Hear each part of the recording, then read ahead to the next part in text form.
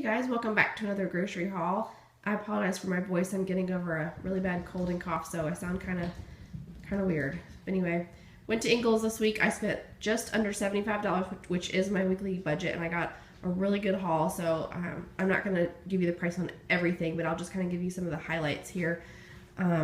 Eggs were $1.29, I believe, which is really exciting. I was glad to find that price on eggs. The tomatoes were $1.50. Cheese was 3 for $5, which is the normal sale price at Ingles. Strawberries were 2 for $4, and of course this is strawberry season, so this is the time to be picking those up. Especially places like Aldi, you can get them even cheaper, but that's still a really good sale.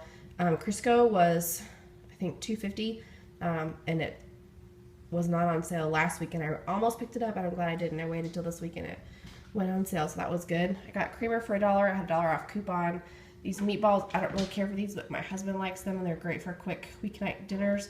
These were $1.50 after my coupon. Margarine was 78 cents. Paper towels were like $3.50 for this package of 6. Soup was about 80 cents. I got some marked down lunch meat. Tuna was on sale, and then these different frozen fish items were buy one get one free, and I had a coupon for $1 off the shrimp, which made it a really good deal. The Red Baron pizzas were $3.33, and then I had a coupon for $1 off 2, so that was really good. Avocados were on sale. I just needed cocoa. This is my favorite hairspray that I've been talking about that you can't get anymore. They had 1 bottle left, and it has a very sad cracked lid, but I don't care. I'm gonna cherish this last bottle of hairspray because it cannot be found anymore. And then I got bone-in split chicken breast for 98 cents a pound. And I just want to encourage you to always watch the register as they're ringing things up.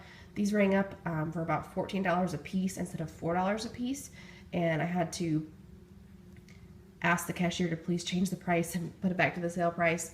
And I had to kind of stand my ground on that one. So just watch the register and know how to read your receipts to prove that things have been charged incorrectly, because that would have been a very expensive grocery bill if I hadn't been paying attention. So the bananas and bread standard. So that's what I got this week at Ingles, $75 worth of groceries.